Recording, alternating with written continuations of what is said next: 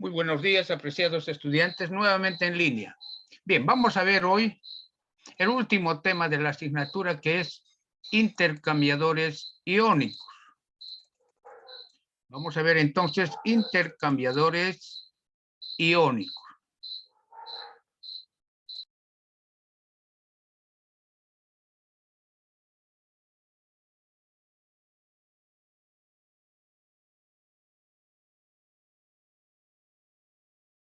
Bien, entonces, las operaciones de intercambio iónico son reacciones químicas de sustitución entre un electrolito en solución líquida y un electrolito insoluble en la fase sólida, con el cual se pone en contacto la solución líquida. Las primeras aplicaciones de intercambio iónico fueron para el ablandamiento de agua mediante zeolitas. Pero a partir del 1950 ya se emplearon resinas sintéticas, que son polímeros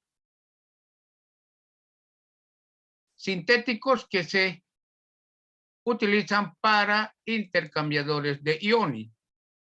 Estos polímeros aumentaron la capacidad de intercambio.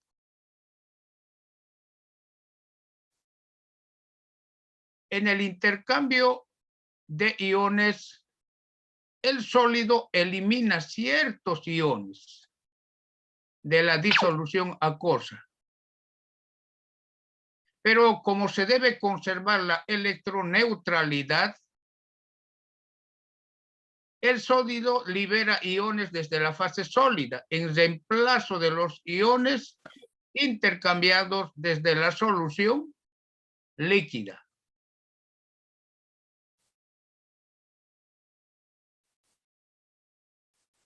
Las técnicas que se usan en el intercambio iónico se parecen tanto a las que se utilizaron en la absorción, que para la mayoría de los fines de ingeniería, el intercambio iónico se considera como un caso especial de absorción.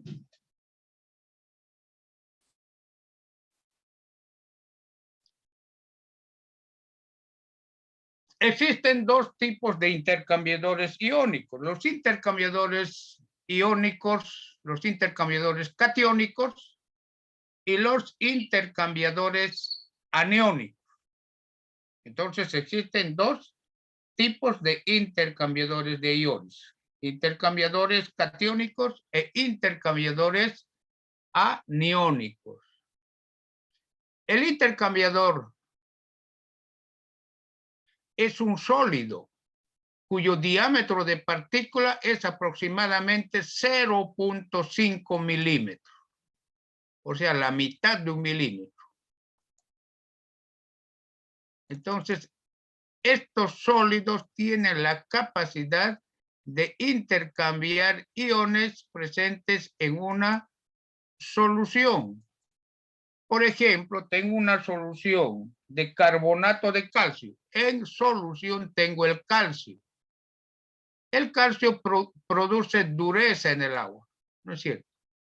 Entonces, debo remover el calcio del agua, mediante que aquí en rojo está el intercambiador catiónico, el sólido, el intercambiador catiónico. Entonces, se hace pasar esta solución a través de un lecho poroso. ¿Está bien? A través de un lecho poroso. El lecho poroso es el sólido intercambiador de cationes. Entonces, como este intercambiador de cationes tiene la capacidad de detener los iones presentes en disolución acuosa, entonces existe un intercambio de iones. Los iones que están en disolución pasan al sólido, pero como la disolución debe conservar una electroneutralidad, el sólido, ¿no es cierto?,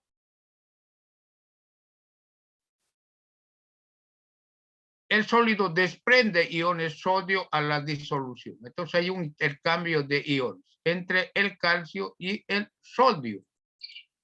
Inicialmente el sodio está en la fase sólida, pero como el intercambiador retiene el calcio, entonces el sodio pasa a la disolución. Entonces aquí tengo un intercambiador de cationes. ¿El catión cuál es? El calcio más 2. ¿Y siempre es el calcio? No, puede ser el calcio, magnesio, zinc, níquel, cualquier otro catión. ¿Está bien? Entonces, a esto se llama intercambiador de cationes. ¿Está bien? Porque está intercambiando cationes. Una vez que el intercambiador se ha saturado, debo realizar la regeneración. Entonces aquí tengo el intercambiador saturado con calcio. Saturado con calcio. Entonces voy a poner en contacto este sólido intercambiador de iones saturado con calcio con una disolución de cloruro de sodio. Aquí tengo el cloruro de sodio. ¿Está bien? Al poner en contacto con una disolución de cloruro de sodio, el sodio pasa nuevamente al intercambiador. Tengo la fase sólida. Y tengo una sal, cloruro de calcio. ¿Cierto? Entonces, lo cierto es que logré nuevamente obtener la resina intercambiadora de cationes, que sería esta misma resina. ¿No es cierto? Entonces, logré regenerar. ¿No es cierto? Entonces, los procesos de intercambio iónico trabajan en forma alternada. Inicialmente se realiza el intercambio iónico y posteriormente se regenera. ¿Está bien? Entonces, esto es un proceso en forma alternada. Normalmente en la industria se trabaja con 2 lechos porosos de intercambiadores. Entre tanto, se va regenerando una columna, la otra realiza el proceso de intercambio iónico, como en el caso del proceso de adsorción. Bien, entonces debo realizar la regeneración. Luego de la regeneración se realiza el lavado con agua. Entonces debo además realizar el lavado de la resina con agua.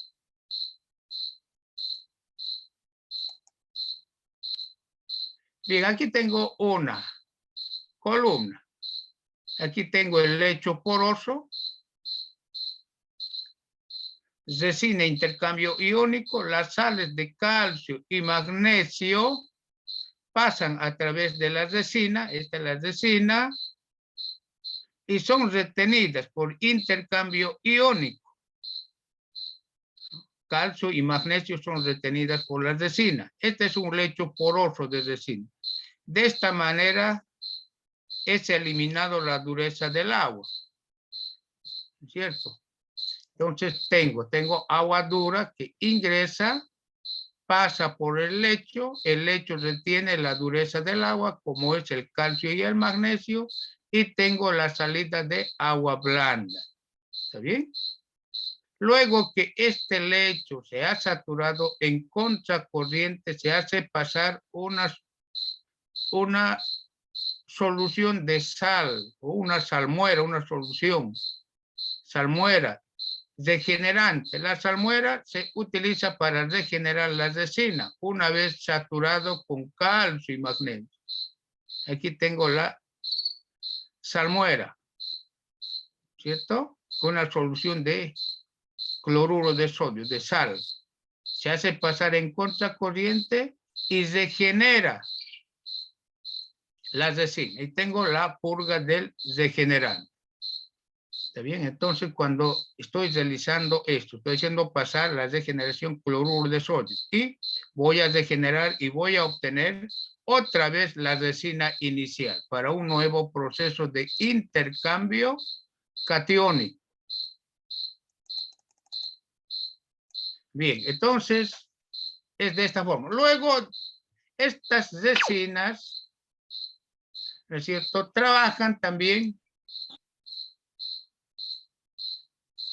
para intercambiar aniones. A eso se llaman resinas intercambiador aniónico. O sea, son dos tipos. En otras palabras, deben existir dos columnas. Una columna, un lecho poroso con intercambiador catiónico, y el otro, o la otra columna con otro intercambiador aniónico. Normalmente la solución, el agua dura, pasa por el intercambiador catiónico. Ahí son separados los iones calcio y magnesio, pero el carbonato continúa. Carbonato es un anión. Entonces el anión es retenido en otro intercambiador, con otro intercambiador, llamado intercambiador aniónico, los carbonatos. Y tengo el agua blanda, libre de carbonatos y libre de calcio y magnesio. Estos son dos. Entonces, inicialmente estudiamos el intercambiador catiónico, ¿no es cierto? Ahí está, ¿cierto? El agua de lavado, ¿no? Y luego, ahora vamos a estudiar el intercambiador aniónico. Entonces, aquí tengo los carbonatos, ¿no es cierto? Y este es el sólido, intercambiador de aniones. Entonces, al ponerse en contacto, ambos, ¿no es cierto?, intercambian iones. Entonces, el sólido toma los aniones, carbonato. Como debe conservar la electroneutralidad, pasa el oxidrilo a la solución. ¿Bien? Entonces, este es el sólido, en rojo es el sólido. Luego que el sólido se satura, ya no pierde su capacidad de intercambio porque ya está saturado, debo regenerar el sólido intercambiador. Entonces lo voy a hacer con una solución de hidróxido de sodio.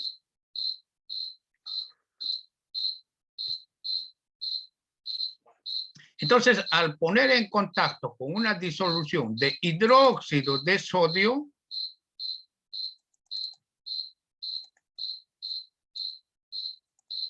¿no es cierto?, tengo la disolución, más bien el sólido original intercambiador de aniones. Entonces, ese logré degenerar. Estoy nuevamente con el intercambiador prácticamente nuevo por degeneración. Y tengo una disolución de carbonato de sodio. Entonces, esta es la forma como trabajan los intercambiadores.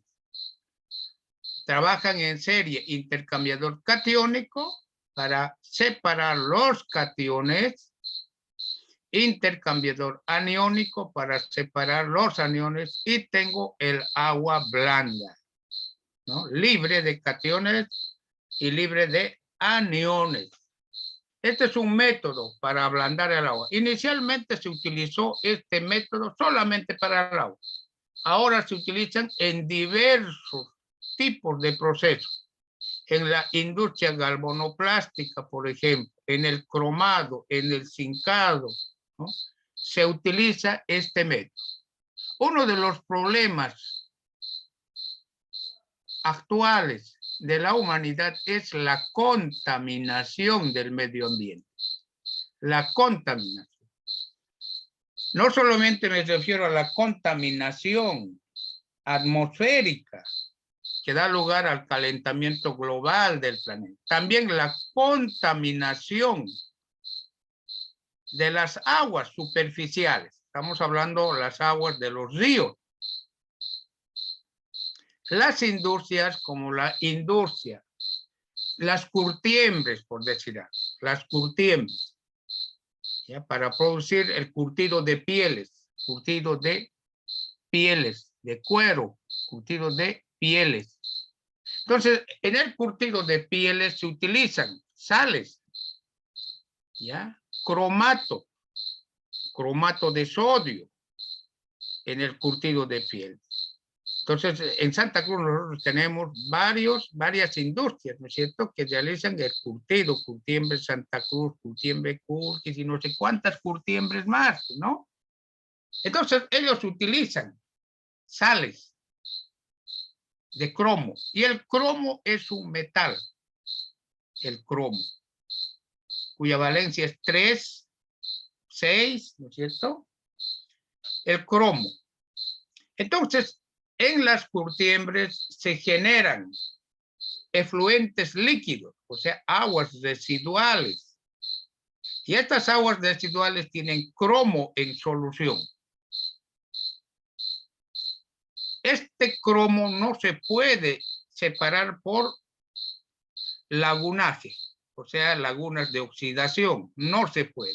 Las lagunas de oxidación solo sirven para el tratamiento orgánico, de compuestos orgánicos. En cambio, como el cromo no es orgánico, no se elimina del agua en las lagunas de oxidación. Entonces, ¿cómo elimino el cromo del agua? El cromo es un metal pesado, es cancerígeno y mutagénico el cromo. Entonces, es muy perjudicial para la salud humana. Entonces, debo, antes de descargar esa solución a un curso de agua superficial, debo realizar el tratamiento de esa agua. Pero no lo voy a hacer por lagunaje, por lagunas de oxidación, porque no funciona con compuestos inorgánicos. Entonces, necesariamente voy a acudir a dos técnicas. Uno, una técnica más económica, que es la precipitación por cambio de pH de esa solución. El laboratorio que ustedes vieron, analítica, ¿no es cierto?, Cuanti. Entonces, voy a emplear ese método. Voy a variar el pH para que precipite el cromo, variando el pH. Pero no se precipita todo el cromo por pH. Aún queda un residuo de cromo en la disolución. Este residuo de cromo que queda en la disolución del agua residual se elimina mediante intercambio iónico. Entonces, el cromo sería, ¿no es cierto?, en este caso sería el catión, ¿cierto?, el cromo. Entonces voy a eliminar con una resina intercambiadora catiónica. Entonces también se emplea para tratamiento de aguas residuales, el intercambiador iónico. A este tratamiento se lo llama tratamiento terciario. ¿Está bien? También hoy se está aplicando bastante, especialmente para las industrias que tienen efluentes de metales pesados, como el cromo, el níquel, el zinc. Es cierto. Entonces se emplea. Inicialmente se empleaba para el ablandado de agua, para ablandar el agua. Ahora, ¿dónde se utilizan estos intercambiadores? Aquí en Santa Cruz, en la CBN, Cervecería Boliviana Nacional. ¿Para qué? El agua ablandada se lleva a un caldero para generar vapor. ¿Y por qué voy a ablandar el agua para llevar al caldero? Porque el agua blanda no incrusta el intercambiador de calor, que es el generador de vapor. Entonces, antes debo ablandar y luego esta agua blanda mandar para la producción de vapor a un evaporador o generador de vapor, a un caldero. Entonces, en CBN. ¿Dónde? En Lazzaroni. A Lazzaroni, la fábrica de fideos. Ellos ablandan el agua mediante intercambiadores de iones, tienen agua blanda y lo llevan a un caldero. el caldero produce vapor, en algunos casos agua a alta temperatura, a alta presión. Este vapor o esta agua a alta presión se lleva a los intercambiadores de calor, tipo, como vimos en unitarias 2, intercambiadores de calor de flujo cruzado. Entonces el agua circula o el vapor circula por el interior de los tubos y por la parte externa agua.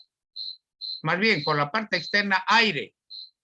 Entonces, por el interior de los tubos circula vapor de agua. En la parte externa de los tubos pasa aire. El aire, al pasar a través de estos tubos, como los tubos están calientes porque contienen vapor de agua, entonces se calienta el aire.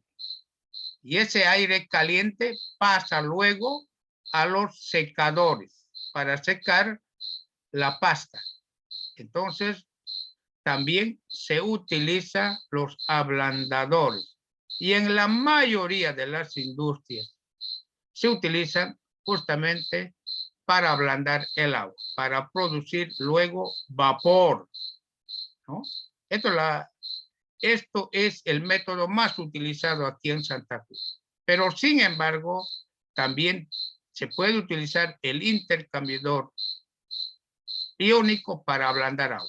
No solamente para ablandar agua, sino para tratamiento de aguas residuales. ¿Está bien? La disolución en un intercambiador iónico, esto es en forma de lechos porosos. Aquí es en lechos porosos. No hay otra forma, porque el intercambiador iónico es un sólido.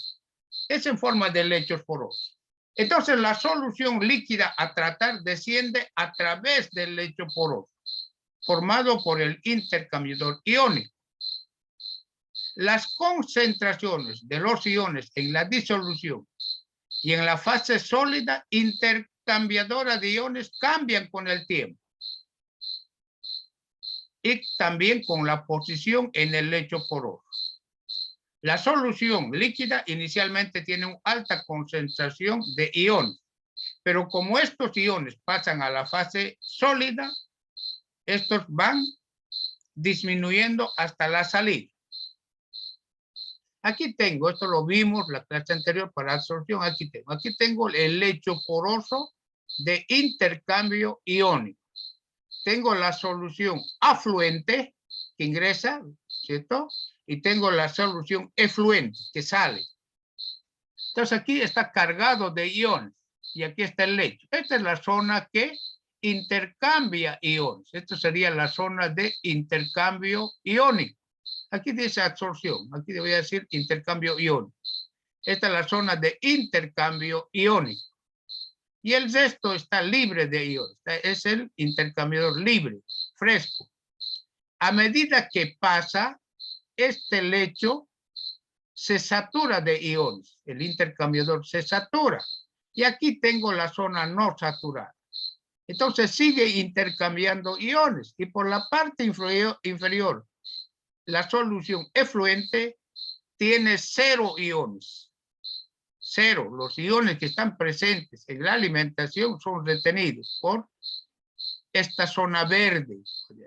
Y por la parte inferior sale libre de iones. Si es un intercambiador catiónico, libre de cationes.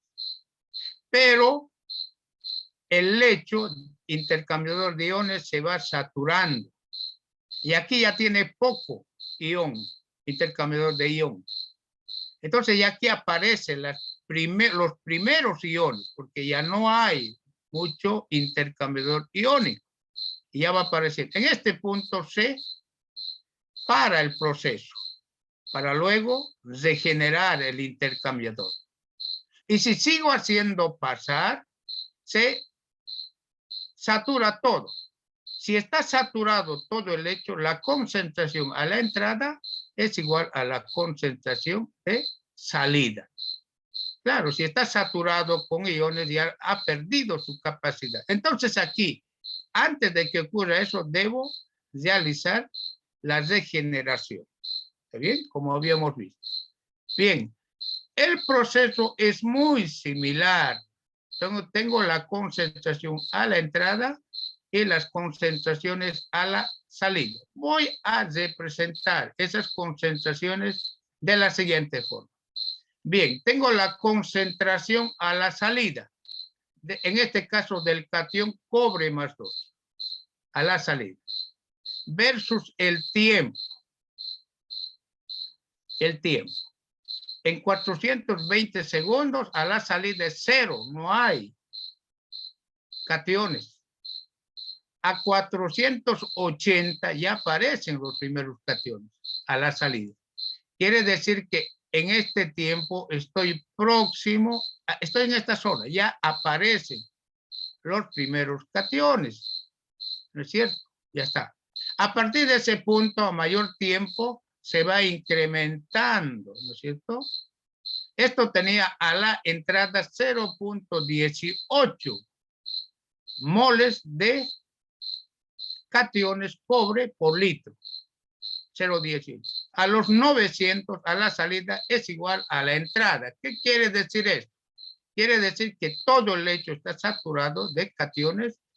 Por tanto, como no hay capacidad de retención de este intercambiador, la concentración a la entrada es igual a la concentración de salida porque todo el lecho ha sido saturado. ¿Está bien? Entonces, aquí tengo eso. Entonces, para hallar el tiempo útil y el tiempo total de saturación del lecho, debo cada una de estas concentraciones dividir entre la concentración de entrada. Es una concentración relativa, ¿no? Esto sobre 0.18 y cada uno sobre 0.18. Entonces encuentro esta tabla. Concentración a la salida sobre la concentración a la entrada. La concentración a la entrada es constante. Divido esta segunda columna sobre la concentración de entrada. Y al final tengo 1, porque al final, ¿no es cierto?, la concentración a la salida es igual a la concentración de entrada. Entonces, 1. Tengo el tiempo versus esta concentración relativa. Estas concentraciones se determinan experimentalmente.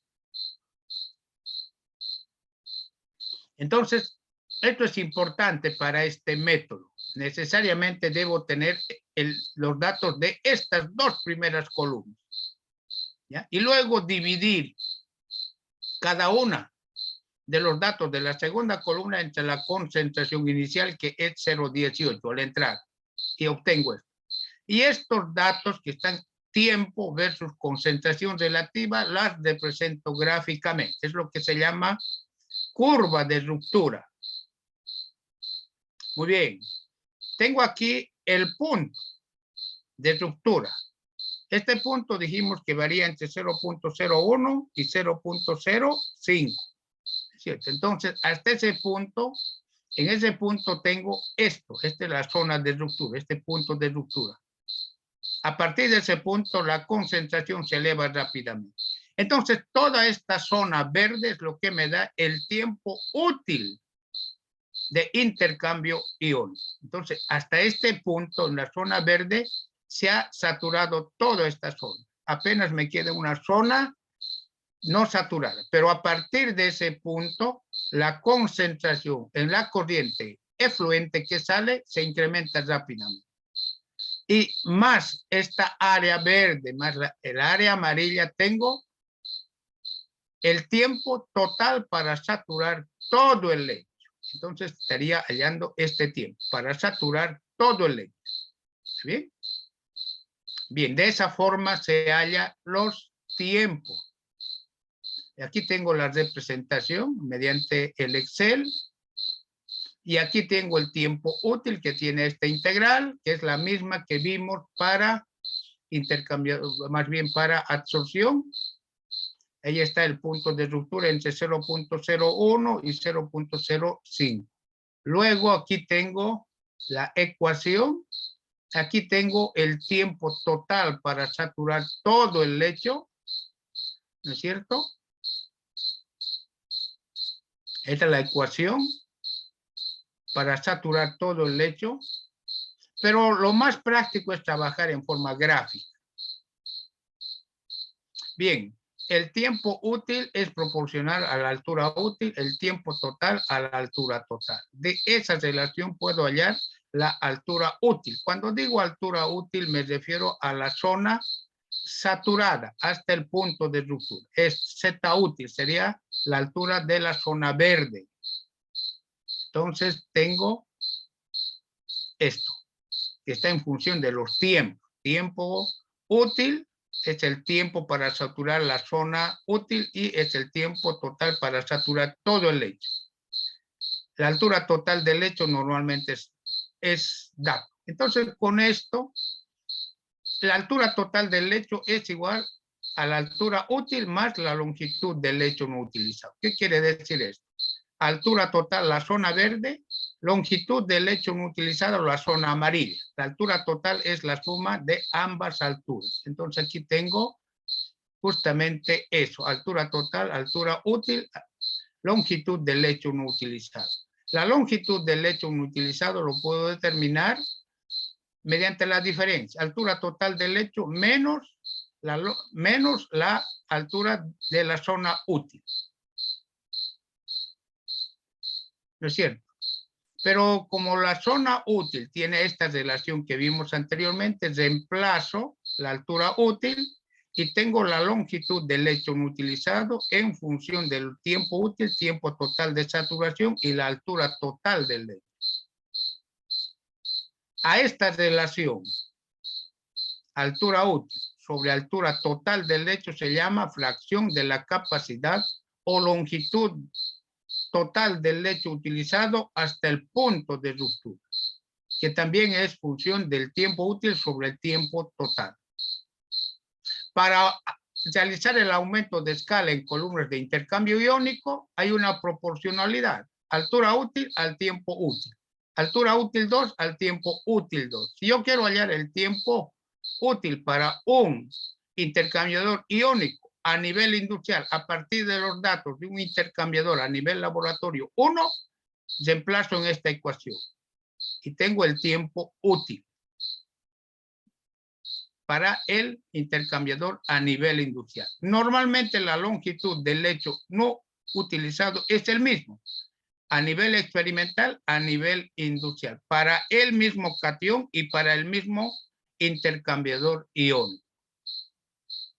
La capacidad de carga de saturación, que es la masa de iones transferidos al intercambiador, y masa del intercambiador, se halla la masa de los iones transferidos, se halla por el caudal de entrada, por el tiempo total de saturación y la concentración a la entrada.